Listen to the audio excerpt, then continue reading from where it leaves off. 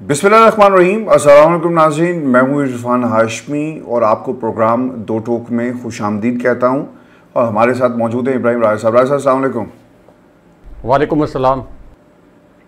राय साहब, आज का दिन पाकिस्तान की अदालती तारीख का एक इंतहाई अहम तरीन दिन है और आज से 4 माह बाद चीफ जस्टिस पाकिस्तान जस्टिस काजी फ़ायज़ ईसा साहब घर चले जाएंगे। ये जो इलेक्शन ट्रिब्यूनल्स की तश्कील का मामला है, इसके ऊपर आज समाअत हुई और अपील की गई थी, दरख्वास्त की गई थी चीफ जस्टिस से कि आप इलेक्शन ट्रिब्यूनल्स का ये जो फ़ैसला था इस पर इसे मुअत्तल करें, लेकिन इस इस्तदा को मुस्तरद कर दिया गया और इलेक्शन ट्रिब्यूनल्स की तश्कील का फ़ैसला मुअत्तल करने की इलेक्शन कमीशन की जहां पर इस्तदा को मुस्तरद किया गया है, वहीं पे ये मामला फुल बेंच के लिए ये जो लार्जर बेंच है इसको भेजने के हवाले से कमेटी के सुपुर्द कर दिया गया। राय साहब, जो रिमार्क्स हैं चीफ जस्टिस साहब के, 3 चीज़ें बड़ी अहम कही गई और आपको पता लग जाएगा कि अदालत इस वक्त उसका मिजाज क्या है और अगर इस केस के अंदर जो इलेक्शन ट्रिब्यूनल की तश्कील का मामला है, अगर इस फैसले को तब्दील किया गया तो इसके पाकिस्तान की सियासत के ऊपर बहुत सारे असरात मुरतब होंगे और ऐसे असरात मुरतब होंगे जिससे इलेक्शन और पाकिस्तान की सियासत का पूरा जो मंजरनामा है यकसर तब्दील हो जाएगा। जिस तरह शेख रशीद साहब ने भी कहा कि अगस्त तक ये जो इलेक्शन ट्रिब्यूनल्स वाली बात है, अगर नताइज जिस तरह से बदले गए हैं और इलेक्शन कमीशन के नताइज बदलने के बाद सुप्रीम कोर्ट ऑफ पाकिस्तान अगर उस फैसले के रास्ते में खड़ी हो गई तो फिर यकीनन नताइज बहुत ही भयानक होंगे। राय साहब, आज की जो समाअत हुई है उसमें सुप्रीम कोर्ट और पाकिस्तान के चीफ जस्टिस काजी फ़ायज़ ईसा साहब जो हैं उन्होंने रिमार्क्स दिए कि समझ नहीं आया कि इलेक्शन कमीशन ने chief justice Lahore high court से बात क्यों नहीं की। आइन में कहीं भी नहीं लिखा कि किसी जज से मुलाकात नहीं कर सकते। मुलाकात करने में अना की क्या बात है, दोनों ही आइनी इदारे हैं। जस्टिस काजी फ़ायज़ ईसा का इलेक्शन कमीशन के वकील से मुकालमा भी हुआ, लेकिन राय साहब ये सवाल भी नोट कर लें, क्या कहीं आइन में जो बात काजी साहब कर रहे हैं उन्होंने क्या एक रास्ता खोल दिया कि कोई भी जाकर जज से उसके चैम्बर में मिल सकता है? ये जो सेपरेशन ऑफ पावर की बात थी, आप अपनी हद में रहें, हम अपनी हद में रहेंगे, वो सेपरेशन ऑफ पावर का कॉन्सेप्ट कहाँ पर गया और मामला पंचायत की तरफ क्यों जा रहा है? चूंकि काजी साहब यही कह रहे हैं कि जाओ जाके गल करो। अब दूसरी बात जो उन्होंने मुकालमा करते हुए कही इलेक्शन कमीशन के वकील से कि इलेक्शन कमीशन मुतनाज़ ही क्यों होता है। ऐवान सदर जाने का इतफाक हुआ तो इलेक्शन कमीशन बिल्कुल सामने है। इलेक्शन कमीशन कैसे सदारती आर्डिनेंस बना रहा है, ये तो पार्लियामेंट की तौहीन है। जस्टिस काजी फ़ायज़ ईसा ने इलेक्शन कमीशन के वकील से ये भी कहा कि आप कह रहे हैं कि इलेक्शन कराना हमारी जिम्मेदारी है, हाई कोर्ट दूर रहे। आप कैसे कह रहे हैं कि सदारती ऑर्डिनेंस ला सकते थे या ये कानूनी है? इलेक्शन कमीशन के वकील सिकंदर बशीर साहब ने कहा जनाब इसका जवाब देते हुए कि मैंने कानून नहीं बनाया, जनरल बात से ज़्यादा नहीं कर सकता, ऑर्डिनेंस का दिफा नहीं कर रहा।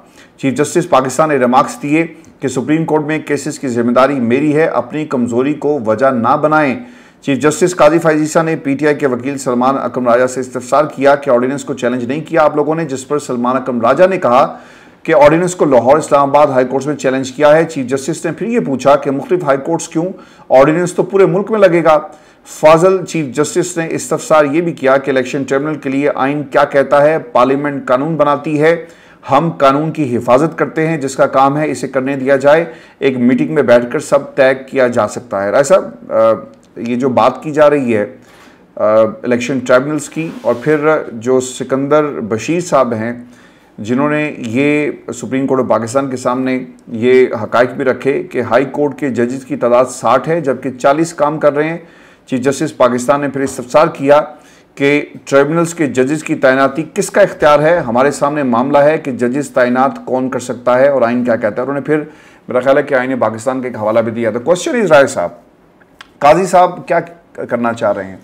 4 महीने बहुत ही अहमियत के हामिल हैं। इन 4 माह के अंदर फैसला हो जाएगा इमरान खान के केसेस का और ये जो ट्रिब्यूनल्स का मामला है, क्योंकि जस्टिस तारिक महमूद जहांगीरी साहब ने जो सवालात उठाए थे और अगर इंसाफ जल्दी में किसी को मिलेगा तो इसमें क्या जाता है इलेक्शन कमीशन का, चीफ जस्टिस का, और अगर काजी साहब फैसला जो उन्होंने आज किया है मुअत्तल तो करने की दरख्वास्त को रद्द कर दिया, लेकिन जब लार्जर बेंच में जाएगा तो आपको लगता है कि ये रिलीफ मिलेगा? और क्योंकि राय साहब फॉर्म 47 वाली हुकूमत का ये वाहिद महाज होगा जहाँ से इस फॉर्म 47 वाली हुकूमत को गिराया जा सकता है और सुप्रीम कोर्ट ऑफ पाकिस्तान क्या फैसला दे सकती है, क्योंकि अब ये मामला लार्जर बेंच के हवाले किया जाएगा? राय साहब। देखें हाशमी साहब, इस खबर के अंदर दो ब्रेकिंग न्यूज़ छुपी हुई हैं जो कि इस्टेब्लिशमेंट या पाकिस्तान के जर्नल्स के मुतल्लिक भी हैं और इमरान खान साहब से भी जुड़ी हुई हैं। सबसे पहले तो ये जो जस्टिस फायज ईसा ने एक जुमला बोला, इस जुमले के अंदर ये साबित हो गया कि जस्टिस फायज ईसा पाकिस्तान के अंदर मैसिव लेवल पर जो धांधला हुआ है, इस धांधले के फ्रंट मैन थे, इस धांधले के मरकजी किरदार थे। इस्टेब्लिशमेंट के एक हकीर एजेंट के तौर पर उन्होंने क्या रोल प्ले किया, ये मैं क्विकली एक्सप्लेन करता हूँ। उन्होंने एक जुमला बोला कि लाहौर हाई कोर्ट ने इससे पहले भी इलेक्शन में हर्डल्स डाली थी, यानी इलेक्शन के इनकाद में रुकावट डाली थी। अब इस पूरी सूरत हाल में जस्टिस फायज ईसा एक बात भूल गए कि पीटीआई एक पटिशन लेकर गई थी लाहौर हाई कोर्ट में, और लाहौर हाई कोर्ट में दायर की गई इस पटिशन में यह कहा गया था कि जो इलेक्शन होने वाला है, इसके जो आरओज हैं यानी रिटर्निंग अफसरान, इनके लिए अदालतों से जो अदालती अमला है वो मुकर्रर किया जाए। ये इलेक्शन डीसीज, एसीज और चीफ कमिश्नर्स की ज़ेरे निगरानी ना करवाया जाए, क्योंकि चीफ कमिश्नर, असिस्टेंट कमिश्नर और डिप्टी कमिश्नर ये बराह रास्त काम करते हैं किसी भी हुकूमत के नीचे और किसी भी हुकूमत के अहकामात पर। और सबको पता था कि पूरे पाकिस्तान में मुख्तलिफ अजला के डिप्टी कमिश्नर, असिस्टेंट कमिश्नर और चीफ कमिश्नर ने इस्टेब्लिशमेंट और कठपुतली हुकूमत के एमा पर पीटीआई को जलसे जुलूस नहीं करने दिए, पीटीआई को कॉर्नर मीटिंग तक नहीं करने दी गई। सबको पता था कि अगर डीसीज, एसीज और इसी तरह चीफ इलेक्शन कमिश्नर के नीचे ये इलेक्शन हुआ तो इसमें मैसिव लेवल पर धांधली होगी। जब लाहौर हाई कोर्ट ने यह फैसला दे दिया और इसके ऊपर हुक्म इम्तना दे दिया कि ठीक है, डीसीज और एसीज के जरिए फिलहाल इलेक्शन रोके जाएं और देखा जाए कि ये जो इलेक्शन है ये क्या अदालत से दिए गए आरओज जो है वो करवा सकते हैं, नहीं करवा सकते। अदालत ने कोई ये नहीं कहा था कि ये इलेक्शन कोई 8 फरवरी से आगे चला जाए, कोई चांस नहीं था कि ये इलेक्शन 8 फरवरी 2024 से आगे चला जाए। लाहौर हाई कोर्ट ने सिर्फ ये कहा कि हाँ, एसीज और डीसीज के जरिए ये इलेक्शन नहीं होना चाहिए। लेकिन चूंकि चीफ जस्टिस इस प्लान का हिस्सा थे, धांधली का प्लान का हिस्सा थे, इसलिए लाहौर हाई कोर्ट जो कि एक बहुत बड़ी अदालत है, एक बड़ी मुअज़्ज़ज़ अदालत है, इसी लाहौर हाई कोर्ट के इस फैसले को जस्टिस फायज ईसा ने इलेक्शन कमीशन की पटिशन पर रद्दी की टोकरी में डाल दिया और यह कहा कि नहीं, एसीज के जरिए, डीसीज के जरिए और चीफ कमिश्नर्स के जरिए यह इलेक्शन होगा और उसका नतीजा फिर पूरी कौम ने भुगता। दो फैसले हैं हाशमी साहब, दो फैसले, एक बल्ले का इंतखाबी निशान छीनने का फैसला जस्टिस फायज ईसा का, और दूसरा फैसला कि यह इलेक्शन डीसीज, एसीज और चीफ कमिश्नर्स के जरिए करवाया जाए, उनको बनाया जाए प्रिजाइडिंग ऑफिसर, उनको बनाया जाए रिटर्निंग अफसरान। इस वजह से ये पाकिस्तान के अंदर इस वक्त जो इंतशार है, जो तफरीक है और पाकिस्तान की मईशत तबाह है, पाकिस्तान के अंदर सियासी अदम इस्तेहकाम है, इसके जिम्मेदार मैं कहता हूं इस्टेब्लिशमेंट से भी ज्यादा जस्टिस फायज ईसा हैं। वो क्यों, इसके मुतल्लिक एक अहम तरीन नुकता, इस्टेब्लिशमेंट तो 76 साल से पाकिस्तान में यही खेल खेलती आई है। 90 की दहाई में नवाज शरीफ को कभी बिठा दिया, कभी नवाज शरीफ के बजाय बेनजीर भुट्टो साहिबा को ले आए। इस्टेब्लिशमेंट तो यही खेल खेलती आई है।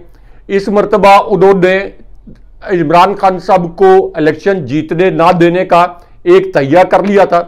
अगरचे 8 फरवरी 2024 को तारीख उलट गई और इमरान खान साहब ने 2/3 अक्सरियत हासिल कर ली, लेकिन जस्टिस फायज ईसा के पास चीफ जस्टिस का मनसब था, लोगों में शऊर था, सोशल मीडिया का दौर था।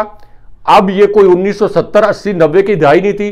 तो चीफ जस्टिस जस्टिस फायज ईसा अगर अपने मनसब और अपने अल्लाह ताला ने उनको जो मनसब दिया, अगर वो अपने हलफ से इंसाफ करते, अगर वो आइन से खिलवाड़ ना करते, तो इस्टेब्लिशमेंट, ताकतवर हल्कों या कठपुतली हुकूमत का और इलेक्शन कमीशन का जो खेल था, जो 25 करोड़ आवाम की ख्वाहिशात को रोंदने का और उनका मैंडेट लूटने का, इसको रोकने की पोजीशन में थे जस्टिस फायज ईसा बतौर चीफ जस्टिस। और पूरी सिविल सोसाइटी, पूरा सोशल मीडिया, पूरे कानूनदान, पूरे इंसानी हकूक के अलमबरदार, पूरा मुल्क उनके साथ खड़ा हो जाता। लेकिन चूंकि जस्टिस फायज ईसा की नजर 3 साल की एक्सटेंशन के ऊपर थी, इसलिए बजाय इसके कि वो अपने मनसब का ख्याल करते हुए इंसाफ के तकाजे पूरे करते, वो इस धांधले का हिस्सा बन गए। अब जब लाहौर हाई कोर्ट ने यह कहा कि आजाद हाजिर सर्विस जो जज हैं वो इलेक्शन ट्राइब्यूनल में इलेक्शन पटिशन सुनेंगे, जिनमें से 161 हल्कों की वो पटिशंस भी आ जाएंगी जो जिनके जाली फॉर्म 47 के मुतल्लिक इंडिकेट किया पतन ने, या जिनके मुतल्लिक जिन हल्कों के मुतल्लिक शिकायत गई, तो मरियम नवाज की जाली वजारत आला ये खत्म हो जाती। तो एक मरतबा फिर जस्टिस फायज ईसा मरियम नवाज को रेस्क्यू करने के लिए सामने आया है। ये कहा जा रहा है कि उन्होंने इलेक्शन कमीशन की पटिशन जो है ये रद्द कर दी। ये रद्द नहीं की, एक तरफ तो उन्होंने इलेक्शन कमीशन के मुतल्लिक ये कहा कि इसके साथ काबिल इज्जत का अल्फाज इस्तेमाल क्यों नहीं करते। जस्टिस फायज ईसा साहब, ये जो chief election commissioner Sikandar Sultan Raja ये पूरी कौम के मुजरिम हैं। क्या आपको नहीं पता कि इन्होंने 25 करोड़ अवाम के हकूक पर डाका डाला है? पंजाब में इन्होंने पहले इलेक्शन नहीं करवाया, उसके बाद कौमी असेंबली का इलेक्शन बर वक्त नहीं करवाया। इनके ऊपर तो आर्टिकल 6 लगना चाहिए। और आप ये कह रहे हैं कि ये कहा जाए कि काबिल एहतराम election commission, Lahore high court को काबिल एहतराम ना कहा जाए, और सारा बलबा दोबारा लाहौर हाई कोर्ट पर डाल रहे हैं अपने सियासी आकाओं को बचाने के लिए। तो अब उन्होंने असल में लाहौर हाई कोर्ट के चीफ जस्टिस और लाहौर हाई कोर्ट की सरजनिश की है जो उनके रिमार्क्स हैं, और फिर एक 3 रुकनी जो कमेटी है लार्जर बेंच बनाने के लिए उसको ये मामला भिजवा दिया है। हालांकि ये ओपन एंड शट केस था। आज के दिन में जो इंसाफ की तवक्को रखते थे उनको ये तवक्को थी कि चीफ इलेक्शन कमिश्नर की शदीद सरजनिश होगी और उनको ये कहा जाएगा कि अगली मरतबा बदनीयती की बुनियाद पर इस तरह की पटिशन अगर मेरी हाई कोर्ट के खिलाफ तुम लेके आए, अगर आप ये पटिशन लेके आए तो मैं आप पर तौहीन अदालत लगाऊंगा, क्योंकि आपने पहले इस मुल्क को इंतशार का शिकार कर दिया अपनी बदनीयती की वजह से।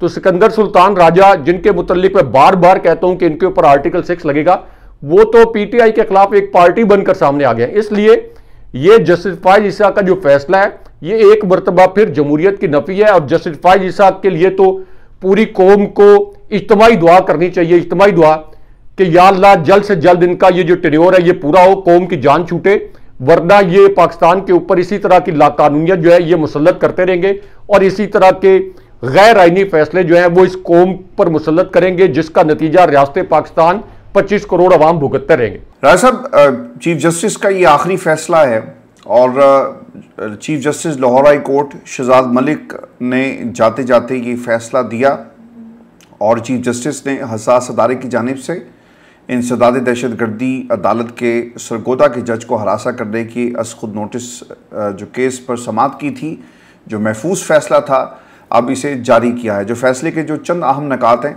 ये हम सुनने वालों के साथ शेयर कर देते हैं। एक तो जी, अदालत ने RPO Sargodha, regional office CTD, DSP और एसएचओ को तौहीन अदालत के शोकाज नोटिस जारी कर दिए और 27 जून तक वजाहत तलब की है। अब आइंदा समाअत राय साहब, जस्टिस शाहिद करीम की अदालत में इसे मुकर्रर करने का हुक्म दिया गया है, क्योंकि chief justice supreme court of Pakistan elevate हो रहे हैं, इसलिए ये इनका आखिरी फैसला था। और राय साहब, इसमें जो एटीसी का जो जज है उसका एक ख़त था, इसे भी सुप्रीम कोर्ट ऑफ पाकिस्तान भेजा जाएगा। राय साहब, मेरा और पाकिस्तान की आवाम का ये सवाल है कि इससे पहले भी 6 जजेस ने खतूत लिखे, क्या बना उस पूरे एपिसोड का? जो चीफ जस्टिस है मुकम्मल खामोशी है। अब एक और ख़त का इजाफा हो जाएगा। चीफ जस्टिस क्यों बुलाकर नहीं पूछते कि मुदाखलत हो रही है? इन्होंने तो कहा था कि जी मेरे दौर में किसी ने मुदाखलत नहीं की। अब ये जो सरगोदा के जज हैं जो मुदाखलत हुई, फिर रावलपिंडी के एक जज के ख़िलाफ़ रेफरेंस आया, जस्टिस मोहसिन अख्तर क्यानी के ख़िलाफ़ एक रेफरेंस आता है, हाई कोर्ट के जज ने यानी चीफ जस्टिस साहब ने उस रेफरेंस का भी ड्रॉप्स इन किया और प्रोसिक्यूशन की तरफ से जो नायब प्रोसिक्यूशन है, जो पंजाब की प्रोसिक्यूशन है, इसके अलावा उन्होंने दरख्वास्तें की कि जजेस को तब्दील किया जाए और 22 लाख रुपए जुर्माना हुआ, लेकिन काजी साहब जो हैं वो मुकम्मल खामोश हैं। ऐसा क्या लगता है आपको, काजी साहब क्यों खामोश है? क्योंकि बात बार बार घूम फिर कर काजी साहब पर आ जाती है और दूसरी तरफ से शहजाद मलिक साहब जिस रेपुटेशन के मालिक अब हैं और वो सुप्रीम कोर्ट ऑफ पाकिस्तान जिन हालात के अंदर जा रहे हैं, यकीनन वहाँ पर ऐसे जजेस की स्ट्रेंथ में इजाफा हो जाएगा जो जस्टिस अतर मिल्ला की तर्ज पर सोचते हैं, जो जस्टिस जमाल मंदोखेल जैसा सोचते हैं, जो जस्टिस मंसूर अली शाह साहब जैसा सोचते हैं, और वहाँ पर आयशा मलिक भी हैं। इसके साथ साथ अब chief justice Lahore high court Shahzad Malik sahab भी अब उस अदालत में जज बनकर जा रहे हैं। तो किस तरह का 4 महीने के बाद का आप सुप्रीम कोर्ट ऑफ पाकिस्तान देखते हैं? और फिर जो मुदाखलत की बात है, आपको याद होगा ना, ये शहजाद मलिक साहब भी थे जिन्होंने कहा कि हम किसी की बी टीम नहीं बनेंगे, और जो मुदाखलत हो रही है मेरी कोशिश होगी कि इस मुदाखलत को मैं रोक सकूं, बंद कर सकूं। राय साहब। देखें आशमी साहब, इसके अंदर एक ब्रेकिंग न्यूज़ तो ये है कि कुछ हल्के ये समझ रहे हैं कि लाहौर हाई कोर्ट के जो चीफ जस्टिस हैं जब ये सुप्रीम कोर्ट में आएंगे तो सुप्रीम कोर्ट में ऐसे जज साहिबान जो कि मेरिट पर फैसले दे रहे हैं, शायद उनकी स्ट्रेंथ में इजाफा होगा। ये एक हद तक तो बात ठीक है, लेकिन जस्टिस फायज ईसा ने जो खेल खेला है ये बड़ा बारीक खेल है, बड़ी बारीक वारदात है। क्योंकि जो लाहौर हाई कोर्ट के चीफ जस्टिस हैं, इनको सुप्रीम कोर्ट इसलिए नहीं लाया जा रहा कि एक अपराइट जज सुप्रीम कोर्ट में आ जाएं और वो आइन और कानून के मुताबिक फैसले दें। इनको सिर्फ सुप्रीम कोर्ट इसलिए लाया जा रहा है कि लाहौर हाई कोर्ट के चीफ जस्टिस के तौर पर इनके फैसलों की वजह से मरियम नवाज की वजारत आला भी ये कलअदम हो सकती थी। मरियम नवाज के तमाम गैर आइनी गैर कानूनी इकदाम चैलेंज हो सकते थे। जो इलेक्शन ट्राइब्यूनल इन्होंने बनाए थे उनके फैसलों पर ये अमल दरामद करवा सकते थे। तो आप इस बात से अंदाजा लगा लें कि लाहौर हाई कोर्ट के चीफ जस्टिस को सुप्रीम कोर्ट लाने के मामले पर जो वोटिंग हुई उसमें अटॉर्नी जनरल जो कि हुकूमत के नुमाइंदे होते हैं, जो वफाकी वजीर कानून अगेन हुकूमत के नुमाइंदे होते हैं, जस्टिस फायज ईसा ने उनके हक में वोट डाला। जस्टिस फायज ईसा ने उनके हक में वोट डाला। जस्टिस मंसूर अली शाह समेत कई जज साहिबान थे जो कि इनको सुप्रीम कोर्ट में लाने के हक में नहीं थे, और उन्होंने इस तरह का तासुर भी दिया कि हम चाहते हैं कि लाहौर हाई कोर्ट में एक तगड़ा चीफ जस्टिस मौजूद हो, क्योंकि लाहौर हाई कोर्ट की कोई ऐसी तारीख नहीं रही कि वहां पे कोई बहुत स्ट्रांग चीफ जस्टिस या बहुत स्ट्रांग जज साहिबान हो।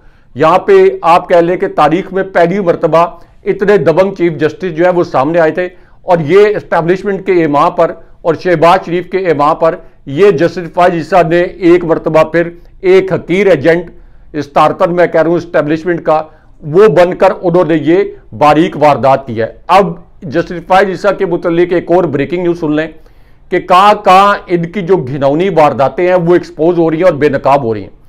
ये जस्टिस फायज ईसा को 1 नहीं 2 नहीं 3 नहीं 5 जो जज साहिबान हैं, ये 5 जज साहिबान ने इमरान खान साहब के मुतल्लिक पैगाम पहुंचाया और जस्टिस फायज ईसा को यह कहा कि इमरान खान साहब से जुड़े जो केसेस हैं उनकी समाअत करने वाले जो बेंच है उसमें आपको शामिल नहीं होना चाहिए, लेकिन अपने 5 ब्रदर जज साहिबान की एडवाइस को, उनके मशवरे को नजरअंदाज करके जस्टिस फायज ईसा जो है वो इमरान खान साहब से जुड़े हर केस हर बेंच का खुद हिस्सा बन गए, उसका सरबराह बन गए। अभी ये इलेक्शन ट्राइब्यूनल का जो केस था ये भी तहरीक इंसाफ से इमरान खान साहब से जुड़ा हुआ था बराह रास्त, क्योंकि सबसे बड़ी जो विक्टिम पार्टी है वो तो तहरीक इंसाफ है।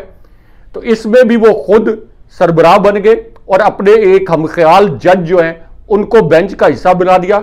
यानी पाकिस्तान के अंदर बच्चे बच्चे को पता लग गया कि जस्टिस फायज ईसा कितने मुतासिब जज हैं, और ये जो जस्टिस फायज ईसा के फैन क्लब के मेंबर साफी थे, और इनमें अब आप ये कह लें कि सीनियर साफी मतीउल्लाह जान जो कि एक वक्त में एडमायरर थे, मैं भी जस्टिस फायज ईसा का एडमायरर था जिस वक्त उन्होंने एस्टैब्लिशमेंट के खिलाफ फैसले दिए थे, जब वो चीफ जस्टिस नहीं थे, जब वो सुप्रीम कोर्ट में जाके अपनी अहलिया के साथ आंसू बहाते थे, तो उस वक्त ये सारे साफी इनके साथ खड़े हुए थे। लेकिन अब वो भी कह रहे हैं, ये चूंकि मतीउल्लाह जान अदालती अमूर को कवर करते हैं सीनियर साफियां, वो कह रहे हैं कि 5 जज साहिबान ने इनको मशवरा दिया कि आप इमरान खान साहब के केसेस मत सुना करें, लेकिन उसके बावजूद ये केसेस इसलिए सुन रहे हैं कोर्ट अनकोर्ट कि जस्टिस फायज ईसा बुग़्ज़े इमरान में मुब्तला हैं। तो सुप्रीम कोर्ट कवर करने वाले रिपोर्टर जो कि जस्टिस फायज ईसा को बहुत क्लोजली जानते हैं वो भी ये कह रहे हैं कि ये बुग़्ज़े इमरान में मुब्तला हैं। तो ये कैसे कोई मेरिट पर फैसला दे सकते हैं? ये इमरान खान साहब का मसला नहीं है, ये असल में एक ऐसी पार्टी का मसला है जिसके पीछे 87% अवाम खड़े हैं और ये 8 फरवरी 2024 के इलेक्शन में साबित हो गया है। तो जस्टिस फायज ईसा असल में इमरान खान साहब के खिलाफ फैसले नहीं दे रहे, वो 87% अवाम के खिलाफ फैसले दे रहे हैं। इसलिए मैं कहता हूं बिला झिझक इस्तारतन के जस्टिस फायज ईसा का नाम बतौर जज तारीख का जो कूड़ेदान होगा, उस कूड़ेदान में जस्टिस फायज ईसा का नाम होगा।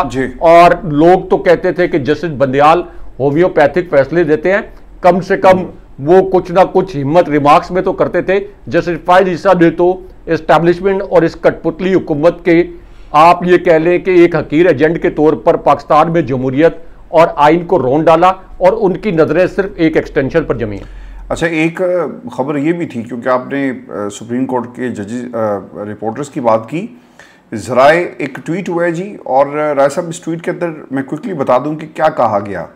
ये सुप्रीम कोर्ट ऑफ पाकिस्तान के चीफ जस्टिस के बारे में कहा जा रहा है और एक सुप्रीम कोर्ट के रिपोर्टर ने ट्वीट की है। ज़राए ने पक्की खबर दी है और इस ट्वीट में लिखा कि ट्रिब्यूनल जजेस की तैनाती वाले जस्टिस शाहिद करीम की जजमेंट के खिलाफ इंट्रा कोर्ट अपील तैयार भी हो गई थी, लेकिन राय साहब किसी ने उनसे कहा कि यह अपील डायरेक्ट सुप्रीम कोर्ट में करें, काजी साहब के पास। तो मेरा ख्याल है कि इससे आगे हमें और कुछ कहने की ज़रूरत नहीं है। चीफ जस्टिस का नाम पाकिस्तान की अदालती तारीख में किस तरह याद रखा जाएगा, इस ट्वीट से हमें बहुत कुछ पता लग रहा है। व्यूअर्स, ये शो था आज का हमारा, अपने कमेंट्स भेजिएगा और हमारा ये रात 11 बजे का रेगुलर सिलसिला जारी है। इंशाल्लाह सुबह आपसे 8 बजे पाकिस्तान के वक्त के मुताबिक दोबारा मुलाकात होगी। इजाज़त दीजिए, अल्लाह ने के बाद।